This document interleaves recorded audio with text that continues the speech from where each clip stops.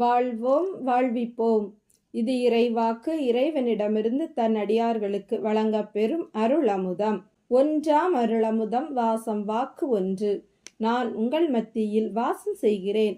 அன்பு கண்களை கொண்டு என்னை தரிசியுங்கள். ஆரவாரத்தை அப்புறப்படுத்தினால் மட்டுமே நீங்கள் அமைதியை ஸ்பரிசிக்க முடியும். வாழ்வோம் வாழ்விப்போம். இறைவனை தரிசித்த சித்தர்கள்.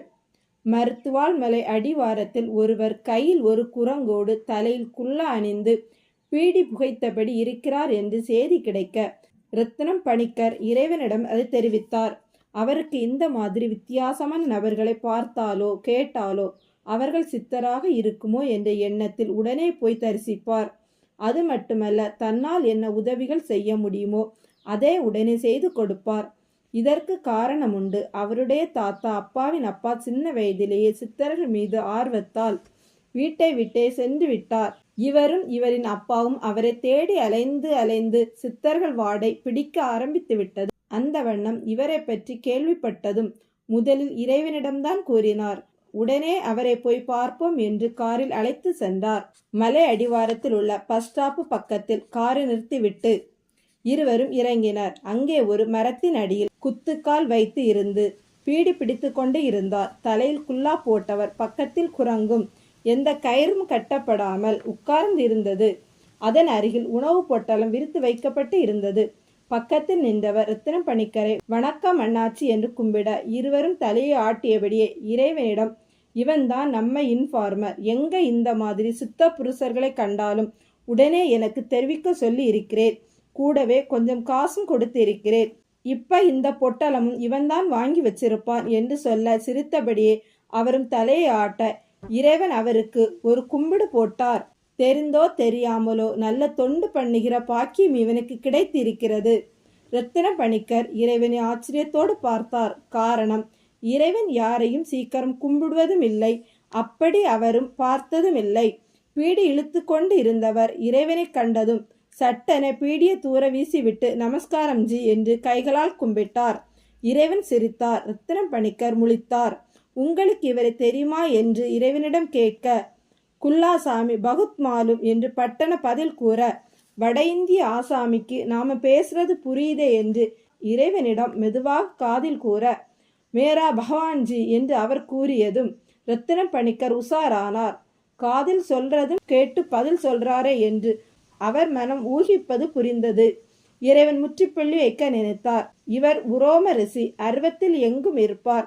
இப்போ உருவத்தில் நம்ம முன்னாடி என்றதும் ரத்தின பணிக்கர் இரு கைகளை கூப்பி நமஸ்காரம் பண்ணினார்.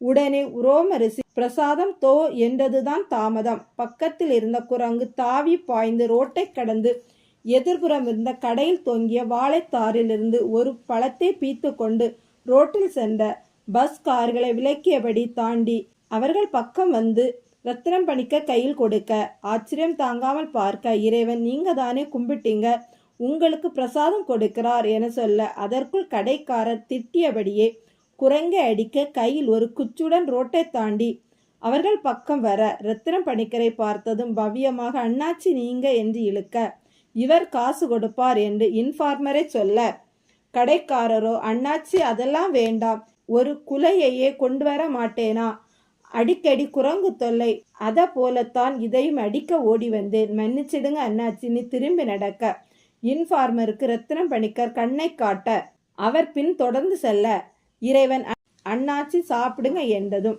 பழத்தை திங்க எதுவுமே நடக்காத மாதிரி குரங்கு உட்கார்ந்திருக்க நின்று கொண்டிருந்த உரோம ரிஷி தான் போட்டிருந்த கம்பளி ஓவர் கோட்டு பாக்கெட்டில் இருந்த ஒரு பேப்பரை எடுத்து இறைவனின் கையில் கொடுக்க வாங்கி பார்க்க அது இறைவன் நேற்று இரவு நடுநிசை தியானத்தில் எழுதிய பேப்பர்.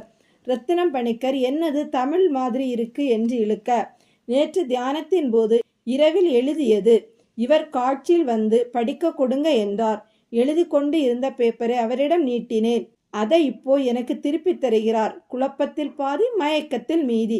இறைவனை தெரிந்து வைத்திருந்தாலும் இந்த மாதிரியெல்லாம் சாத்தியமா என அவர் மனம் கேட்க துவங்கியது. மறுநாள் தான் வேலாயுதம் அவர்கள் திருச்சபை புத்தகம் வெளிவர வாய்ப்பை காட்டினார். உரோம ரிஷி படிக்க கேட்டது அவருக்கல்ல, உலகாருக்கு என்பது மறைந்திருந்த உண்மை. இதை ரத்தினம் பணிக்கர் நூல் வெளியிட்டுள்ளா என்று ஞாபகப்படுத்தினார். இறைவனை தரிசித்த சித்தர்கள் அனைவரோடும் ஐக்கியமானவர் உரோமரிசி என்பது நிஜம்தானே. வாழ்வோம், வாழ்விப்போம்.